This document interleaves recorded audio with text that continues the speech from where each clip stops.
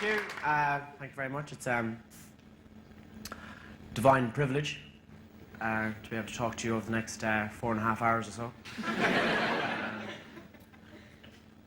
I've been everywhere, looking for love, companionship, uncomplicated sex, decent reading light, and all the other things that air hostesses seem to promise. It's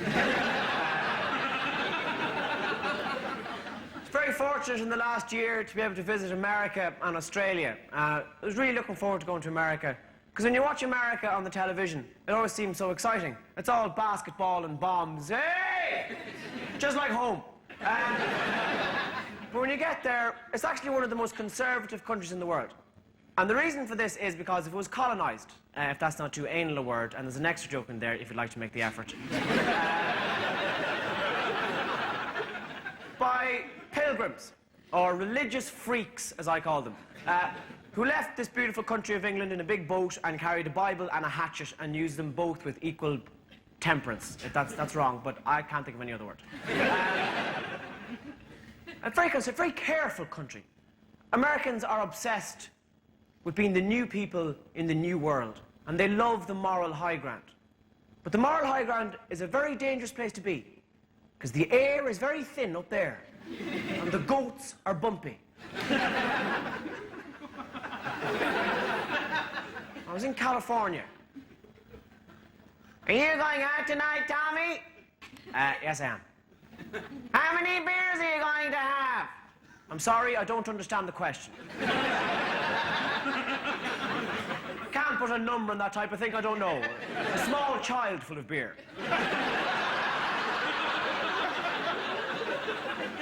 Into this bar in Sacramento. Go up to the barkeep. Hello, can I have a bottle of Miller, please? And he said, do you have any identification? And I said, my teeth.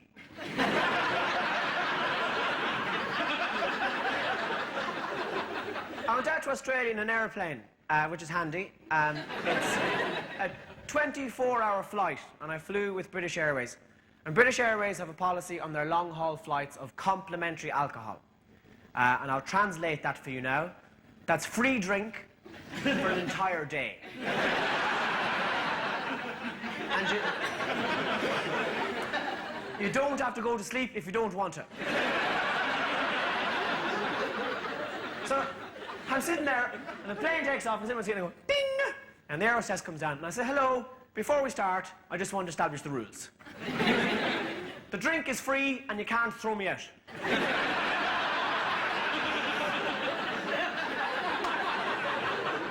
She said, yes, and I said, let the games begin.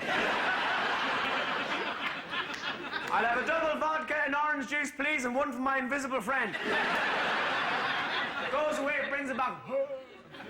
Ding! She comes down. You're a fine-looking woman, do you know that? What time do you knock off?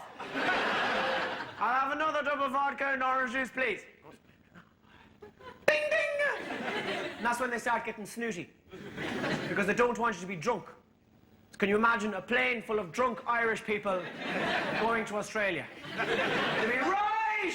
Everybody over this side of the plane! Irish people love bad news. And I don't know why. We have a predilection for drizzle over sunshine. And I think it's because of the religion that many of us Irish people have had thrust upon us from an early age. Catholicism, with its notion of original sin. And all us Irish Catholic people were born sinners. We're born bad, our bodies are bad, we don't even look at ourselves when we're having a bath. That's why we're so dirty and smelly. But we've nice teeth. And this love of bad news was born home to me. I was watching, have you heard of The Late Late Show? Yeah. I was watching The Late Late Show recently, and they're very, very popular. It's on for 2 hours of live entertainment every Friday night, watched by like 1 million people, which is incredible because there's only 1,000,007 in the entire nation. Everybody else is in the commitments.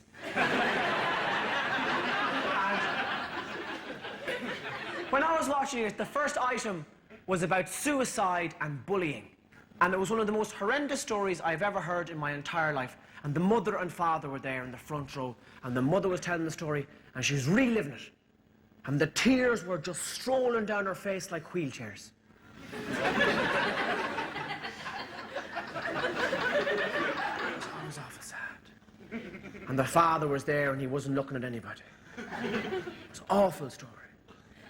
This fella, he'd killed himself. He stuck a knife in his own head. Killed him. And the audience were there. It's mainly made up of middle-aged women now and their homosexual children.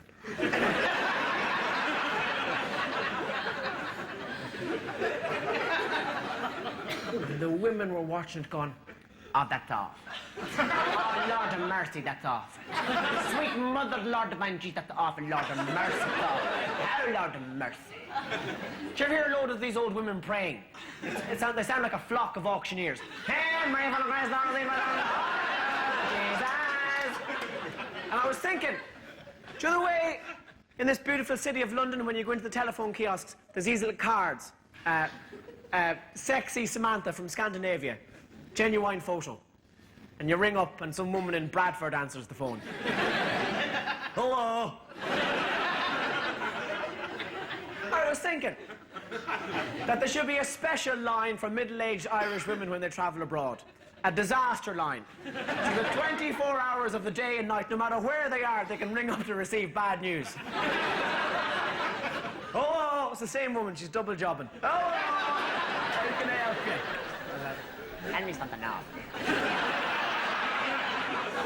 And he goes, okay, there's this boy, and he was run over by a truck, and then he was eaten by a donkey. And the little woman in the phone box in Leicester Square, oh, Lord have mercy.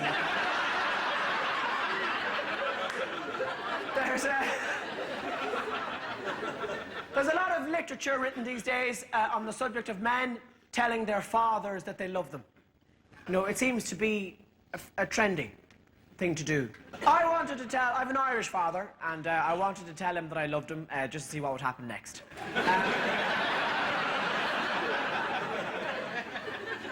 Like all Irish fathers, he's an incredibly elusive creature. Just when you think he has an opinion, he doesn't. And I always wish that my father was more exciting than he actually was. It's so disconcerting when you've been away from home for 2 months. You walk into the house and you stroll into the sitting room, and the first thing your dad says is, come on in, Tom, this is a good ad.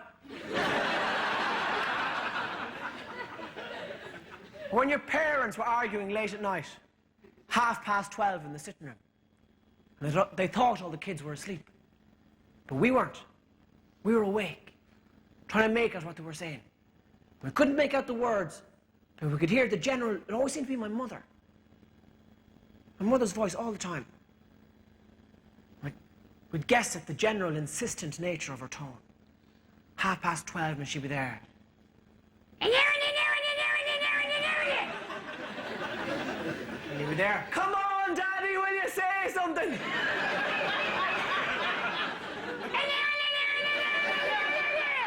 Come on, Daddy, will you stand up for yourself?